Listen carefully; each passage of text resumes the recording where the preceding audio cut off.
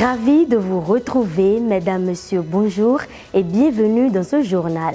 Au sommaire de cette édition, les participants à l'école d'été sur l'intelligence artificielle EIA édition 2024 de la Fondation Vallée sous l'égide de la Fondation de France ont débuté cette deuxième semaine avec le machine learning. Moment de réjouissance des participants nationaux au confort du séjour de leurs conditions de vie, rendu possible au cours de l'EIA 2024. Instant de détente entre formateurs après une séance de cours. Le développement, c'est tout de suite. Les participants à l'école d'été sur l'intelligence artificielle EIA édition 2024 de la Fondation Vallée sous l'égide de la Fondation de France ont entamé cette deuxième semaine avec le machine learning. Ce module s'articule autour de plusieurs axes comportant l'introduction à l'apprentissage statistique, la régression logistique, la régression linéaire, l'algorithme de K-means. Deuxième semaine de formation à l'école d'été sur l'intelligence artificielle, l'EIA 2024, a été consacrée au module comportant des notions de mathématiques, de probabilité, de statistiques. En industrie, il y a la discipline qu'on appelle contrôle maîtrise statistique de procédés. Vous fabriquez par exemple des pièces d'une voiture et on mesure une dimension sur chaque pièce et on veut voir si une pièce est défectueuse. Donc soit la dimension est trop grande, soit trop petite par rapport à la spécification, à la valeur qu'on souhaite. Dans ce genre de cas, on va essayer de trouver des indicateurs où se situent les notes et on va essayer de trouver des seuils au-dessus ou en dessous de telle et telle valeur. Ça ne va pas bien. On a des informations qu'on a recueillies sur une population ou un échantillon. Donc, on veut montrer un visuel accessible d'une partie de l'information qui est dans notre base de données. Et donc, je vais beaucoup parler de séries statistiques. Ça veut dire que si je m'intéresse à un caractère, à un type d'information que j'observe chez plusieurs personnes, j'ai plusieurs valeurs. Et quand je dis valeur ici, j'entends nombre ou mot. Distance euclidienne, l'algorithme de K-means sont aussi des fonctions développées et expliquées par les formateurs. F de 1K ici, comme on est entre 0 et 1, c'est f de x égale x à peu près. Donc f de 1K sera à peu près 1K, f de 3K sera à peu près 3K.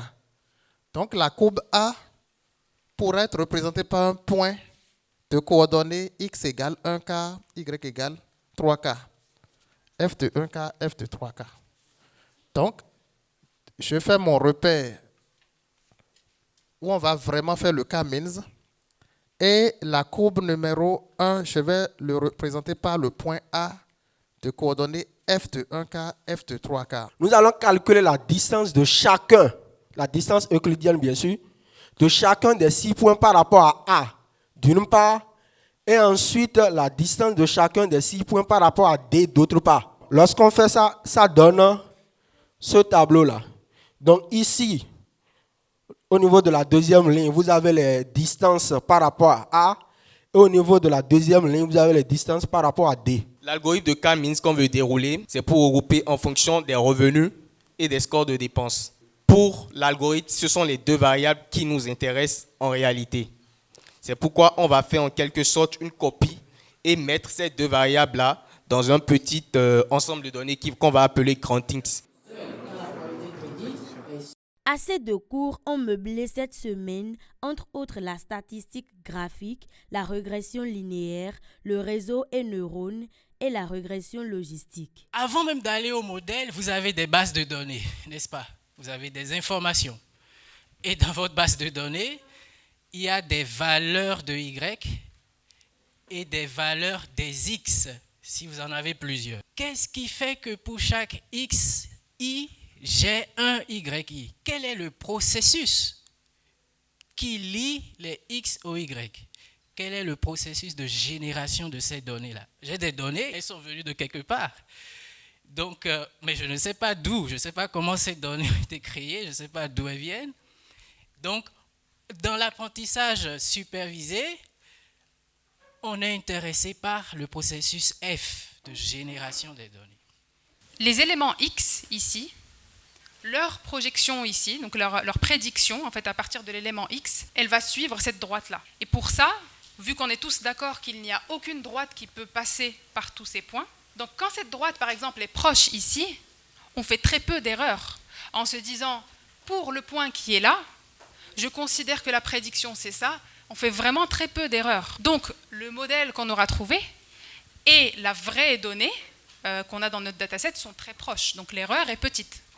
Maintenant, pour le point qui est là, on fait une erreur plus importante, parce que si on devait mesurer, on aurait cette valeur-là. Il y a également une autre métrique qui est l'erreur moyenne au carré, enfin, mean square error, où vous procédez comme ça, en mettant la différence au carré. Donc, il y a quand même plusieurs métriques pour déterminer le niveau d'erreur qu'il y a au niveau de notre prédiction. Et déjà que vous compreniez le thème de l'erreur qui est faire la différence entre la vraie valeur de Y et la valeur prédite, après, vous pouvez décider quelle métrique utiliser, si c'est le MSE ou bien le MAE ou bien d'autres métriques également pour déterminer le niveau d'erreur dans votre modèle. Le fait que ces deux neurones-là puissent s'activer dans une combinaison de pré- ou post-synaptique, c'est-à-dire qu'on a un synapse et on a un neurone avant et un neurone après, ça renforce la réaction, d'accord, du cerveau humain à produire une réponse favorable. Donc lui n'est pas parti directement sur le fait de dire « Ok, je vais calculer la différence, je vais calculer l'erreur entre ma prédiction et la vérité terrain, puis de mettre à jour ». Par contre, il a proposé autre chose. Et ce qu'il a proposé, donc c'est ce qu'on va appeler la loi de Hebb, c'est de dire si je prends ce W-là, donc si je prends WIJ à un temps T, donc le temps T, c'est supposons que T soit égal à 0, c'est-à-dire ma première itération, où T est égal à 1. Donc ce serait tout simplement égal au WIJ du temps T plus un certain facteur qu'on va appeler mu, par exemple, que multiplie la sortie de I et de J, parce que ce sont deux neurones avec des sorties différentes. La première notation, H, elle est pour l'entropie. T, c'est pour la variable cible, target. T comme target, variable cible. C'est la variable catégorie dans notre ensemble qui est là-bas. C'est spam qui a deux valeurs, deux catégories, spam ou normal. Ça, c'est notre variable T, la variable descriptive, la variable cible. D, c'est l'ensemble, c'est la population totale. Donc, c'est l'ensemble des 6 lignes de notre tableau. Si on descend à l'étape 2, REMDD, ça veut dire reminder. Donc, la traduction française, c'est information restante. Donc là, en gros, la première étape nous permet de calculer l'entropie totale. Et la deuxième étape, l'information restante, après avoir divisé l'ensemble selon une variable descriptive. Pour ce calcul qui est ici, on a calculé les deux éléments dont on a besoin, à savoir D, enfin la norme de D, donc la taille du dataset, et le H. La taille de D ici, c'est 3, on a 3 lignes, et le H, on a dit que c'était égal à 0, parce qu'on est maintenant très fort dans le calcul d'entropie. Hannah Malha est une architecte de solutions en intelligence artificielle à Hewlett Packard Enterprise HPE. Formatrice à l'école d'été sur l'intelligence artificielle en 2023 et 2024, elle nous parle de l'apport de l'entreprise où elle travaille et aborde les points importants à retenir dans le cours dispensé. Je m'appelle Hannah Malha, je suis architecte de solutions intelligence artificielle pour Hewlett Packard Enterprise. Alors HPE ou Hewlett Packard Enterprise est une entreprise qui propose des solutions autour de l'intelligence artificielle, mais pas uniquement, qui travaille surtout sur la mise en place d'infrastructures, mais aussi de services et de couches logicielles pour faciliter la vie des data scientists, des métiers en fait, autour de l'intelligence artificielle afin de pouvoir développer de façon efficace et productive des solutions autour de l'IA, mais aussi autour du calcul à haute performance et autres. Je participe à l'EIA dans le cadre d'un mécénat d'entreprise avec HPE. L'idée est que HPE prête des compétences en termes d'intelligence artificielle, en particulier sur la partie deep learning, dont on parlera peut-être plus tard. Et l'idée est de pouvoir transmettre de la connaissance, pas uniquement théorique, mais aussi de la connaissance pratique, puisque nous travaillons avec des clients et que nous avons une expertise terrain qu'il est intéressant de partager avec les étudiants aussi. Les raisons qui motivent ce soutien, c'est qu'au sein d'HPE, nous croyons aussi en l'importance de transmettre, parce que le fait de transmettre permet aussi d'aider à construire des compétences un peu partout dans le monde. Hewlett Packard Enterprise est une entreprise internationale. On a des clients au niveau de l'Afrique également. Donc c'est important de pouvoir transmettre les connaissances qu'on peut avoir à différents niveaux locaux et particulièrement ici au Bénin. Mais aussi parce qu'on est conscient que les jeunes que nous sommes en train de former sont aussi les futurs ingénieurs que nous serons ravis d'accueillir au sein de nos entreprises pour travailler sur ces problématiques dans le futur. Alors, au cours de la semaine de Machine Learning cette année, j'ai dispensé le module régression linéaire, qui est un algorithme de Machine Learning parmi les plus simples. Je participe également au module Deep Learning, ou apprentissage par neurones artificiels profonds, réseau de neurones profonds. Et puis, en parallèle, avec tous les autres formateurs, nous sommes présents au cours de toute la semaine en soutien à d'autres cours pour les autres algorithmes de machine learning également. Ce qui est intéressant au cours de l'EIA, c'est que pendant la semaine, aujourd'hui on parle beaucoup de réseaux de neurones artificiels, de deep learning, mais ce que je trouve personnellement intéressant, c'est qu'il y a une variété d'algorithmes. Il y en a qui existent depuis plusieurs années, qui sont utilisés depuis plusieurs années. Quelque part, en élargissant la connaissance à travers des choses comme la régression linéaire que j'ai dispensée cette semaine, ou ce qu'on va voir comme le deep learning, qui est quelque chose de plus récent relativement aux autres algorithmes, nous permettons aux étudiants de comprendre que ce n'est pas une question d'effet de mode, c'est-à-dire suivre les nouveaux algorithmes qui sortent de façon aveuglée, mais plutôt d'avoir une réelle compréhension du pourquoi et quand est-ce qu'on utilise chaque algorithme et quand est-ce qu'il est pertinent de l'utiliser. Aussi parce que ces algorithmes-là, et ça c'est des questions qui ont été abordées pendant le cours, ces algorithmes-là sont aussi gourmands en termes d'énergie. Donc il est important d'avoir une approche intelligente, pour le coup humaine, en intelligence humaine, pour choisir en fait la manière, à la fois les algorithmes et en faire une bonne utilisation de l'infrastructure en dessous. Alors ma première participation était à titre personnel, c'est-à-dire que ce n'était pas dans un cadre de mécénat de compétences. Ça a été vraiment pour moi une vraie révélation. J'ai été très très surprise de la qualité de la formation qui est donnée, la qualité des formateurs, la qualité des participants également.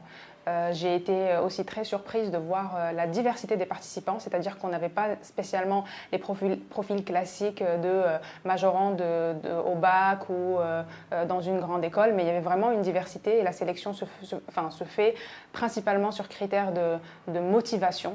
Et ça, c'est quelque chose qui me semble très important. Typiquement, on a des candidats qui peuvent être même littéraires et qui ont aussi accès à ce genre de formation. On a des gens, on a eu des médecins, des infirmières, des gens qui sont dans le militaire, par exemple. Je pense que c'est une vraie richesse pour ce genre de formation, puisqu'aujourd'hui, l'intelligence artificielle n'est pas que pour les informaticiens. C'est quelque chose qui touche à tout un chacun. Et donc, il est important que dans toutes les disciplines, même si ce n'est pas l'informatique, que chacun puisse avoir des notions pour vraiment comprendre ce qu'on peut tirer de meilleur de cette technologie-là. Donc ce qui m'avait vraiment marqué, c'est ce côté-là, la qualité de la formation, la convivialité bien sûr, avec on va dire toutes les personnes qui participent, qui œuvrent, que ce soit les formateurs ou même les personnes qui sont à l'ombre. Ce qui m'a motivée à en parler au niveau de l'entreprise et à proposer cette fois-ci que ce soit fait dans un cadre de mécénat de compétences, parce que c'est quelque chose dans lequel je crois. En bref, Adetoye Agessi, fondateur de RideCom, partenaire de l'EIA, a effectué une descente à la bibliothèque Fondation Vallée Bénin Excellence. Cette descente a permis un échange fructueux avec les participants seniors de la 4e édition EIA 2024. Les formateurs de l'école d'été sur l'intelligence artificielle de la Fondation Vallée, sous l'égide de la Fondation de France, se retrouvent après d'intenses séances de cours pour passer quelques moments de relaxation. C'est avec joie que les formateurs venant de divers horizons, certains qui sont des anciens boursiers de la Fondation Vallée, sous l'égide de la Fondation de France, et d'autres envoyés par leur structure en partenariat avec la Fondation Vallée, qu'ils se retrouvent. C'est ma toute première fois à l'EIA.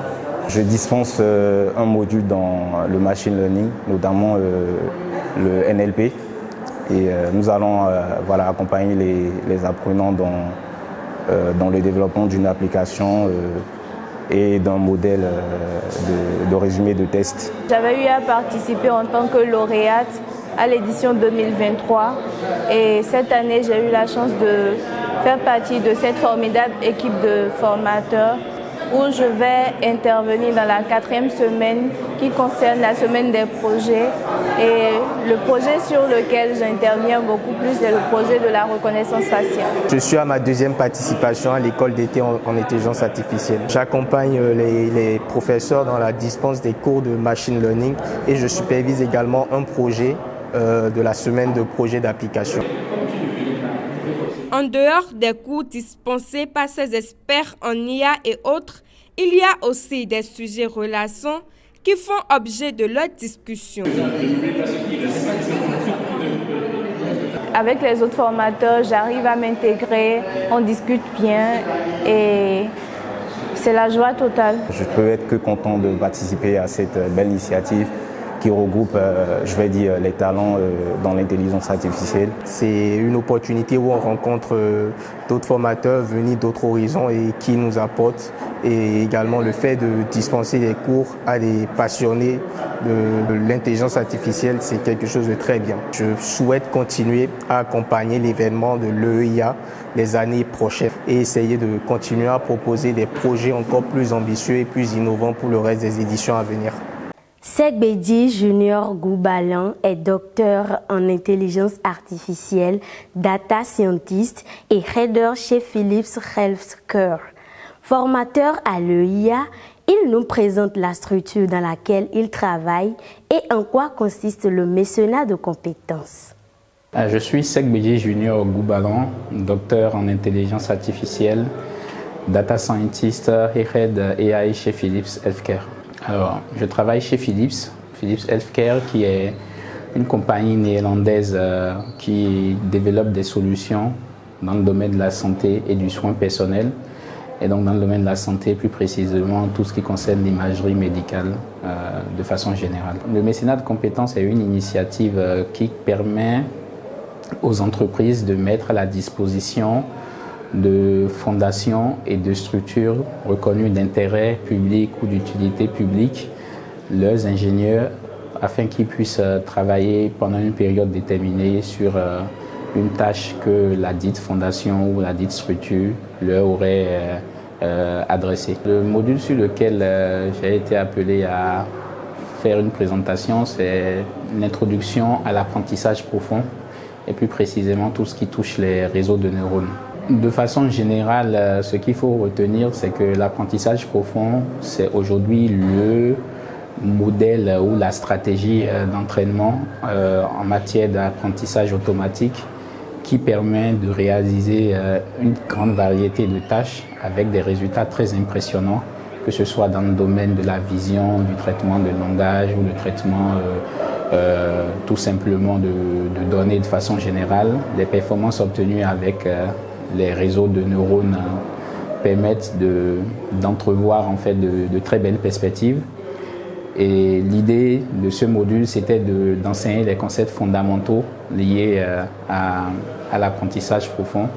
Donc que ce soit tout ce qui touche à l'historique, comment est-ce qu'on en est arrivé aujourd'hui à avoir des modèles aussi efficaces, que la stratégie qu'on peut mettre en place pour développer de tels modèles et les entraîner. Moi, j'ai trouvé des participants qui étaient très motivés, ils ont posé beaucoup de questions, ils avaient pas mal d'idées sur des applications d'intelligence artificielle et donc ils n'ont pas hésité à répondre aux préoccupations. Ils ont posé beaucoup de questions aussi sur les concepts mathématiques fondamentaux.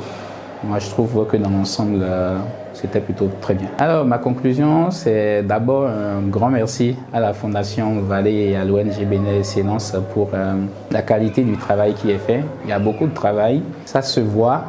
C'est pas évident quand on n'est pas impliqué. Donc, bravo pour le travail qui est fait et surtout bravo de continuer cette initiative qui est née en 2021 et qui suscite autant d'engouement, autant d'intérêt. Pour la petite histoire, c'est quand même plus de 9000 candidatures cette année qu'on a dû traiter pour les seniors et plus de 400 pour le EIA junior. Donc ça montre que ce qui a commencé en 2021 intéresse beaucoup de personnes et beaucoup de courage à l'école d'été, à la Fondation Vallée, à Bénin Excellence. Et on espère toujours apporter notre contribution, notamment d'une part par le mécénat de compétences, mais voir comment les entreprises dans lesquelles nous travaillons peuvent accompagner davantage la Fondation Vallée et Bénin Excellence dans cette tâche que je trouve très noble.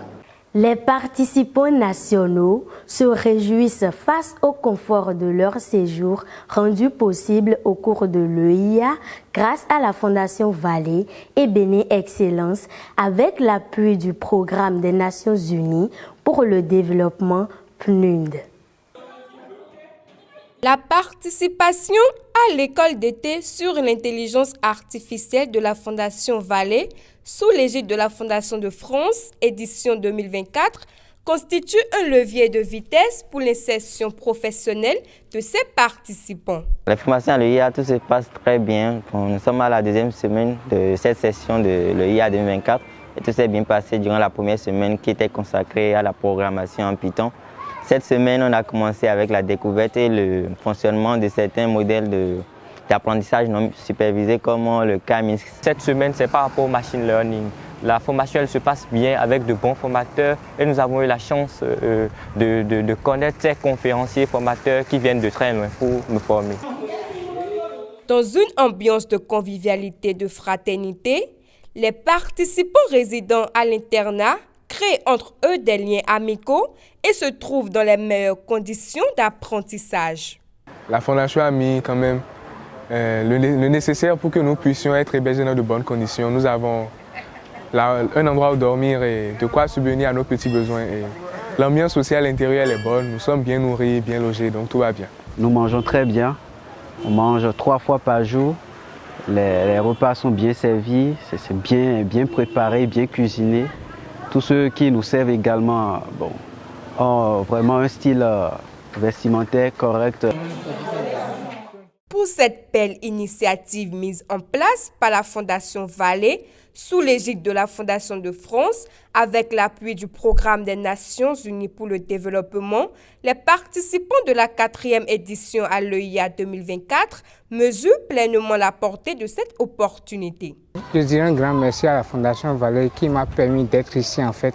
C'est juste remercier la Fondation Vallée et Bénin Excellence pour cette initiative et exhorter d'autres Béninois à postuler pour les années à venir pour ce projet assez passionnant. Esther Tchabi, docteur en instrumentation et informatique de l'image, a animé une conférence intitulée « Innovation dans la santé en Afrique avec l'intelligence artificielle » au cours de l'école d'été sur l'intelligence artificielle EIA édition 2024 de la Fondation Vallée sous l'égide de la Fondation de France. Cette conférence a eu lieu à la salle Aimé Césaire dans la bibliothèque Fondation Vallée Bénin Excellence, site de Godomé. Elle nous fait un résumé succinct de sa conférence et son appréciation par rapport aux participants. Je suis Esther Tchabi, je suis docteur en informatique et instrumentation de l'image. Alors aujourd'hui, on s'est intéressé à tout ce qui est innovation de l'intelligence artificielle appliquée au domaine médical, cas africain. Donc, comment est-ce qu'on peut apporter des idées innovantes, intéressantes pour améliorer le système de santé au Bénin, en particulier en Afrique en général. Je dirais que c'est un stand d'échange parce que j'ai eu un public très motivé, donc échange sur leurs attentes en termes d'innovation, mais aussi partage mes expériences de ce qui se fait dans le monde en général et de ce qu'on peut observer comme évolution ou proposition en Afrique. Au terme de ce temps d'échange, je sors plutôt motivée parce que j'avais un public de personnes intéressées à la chose, des profils variés, des âges variés, et il y a beaucoup de réflexions sur la faisabilité de la chose. On est encore dans les prémices de quelque chose, mais il y a une motivation à continuer dans tout ce qui est recherche de l'intelligence artificielle appliquée au domaine médical. Les participants internationaux ont organisé une soirée récréative dans le but de mieux se connaître et aussi pour réussir leur brassage culturel. Cette initiative a conquis le cœur de tous. Après une première semaine agréable et riche en connaissances à l'école d'été sur l'intelligence artificielle édition 2024 de la Fondation Vallée sous l'égide de la Fondation de France, 14 participants venant du Congo, de la Guinée, du Cameroun, du Togo, du Tchad, du Burkina Faso, etc., ensemble dans leur résidence mise à disposition par l'ONG Bénin Excellence, mènent une activité divertissante. Ce soir, c'était un peu différent parce que d'habitude, on rentre la soirée un peu fatigué. Mais là, comme vous savez, c'est le week-end. Du coup, on profite pour s'amuser un peu et se libérer l'esprit. C'est en cela que c'est vraiment pertinent et que le programme, je disais tantôt, c'était vraiment pensé dans l'élément de l'État. Donc, les activités culturelles qu'on a passées, c'était extraordinaire également. C'était un moment convivial, on a pu avoir des fous rires, on a pu communiquer ensemble. C'était un moment de partage, de fraternité. Je crois que c'est à refaire. C'est dans une ambiance bon enfant que ces diverses nationalités vivent tous en profitant du passage culturel. J'ai découvert un jeu que je ne connaissais pas. J'ai appris à jouer et bon, ça a permis de vivre une soirée un peu conviviale, donc ça va.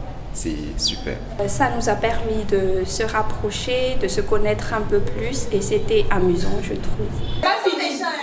Cette soirée récréative a été un véritable succès. Et c'est la fin de ce journal. Merci à tous de l'avoir suivi. À très bientôt.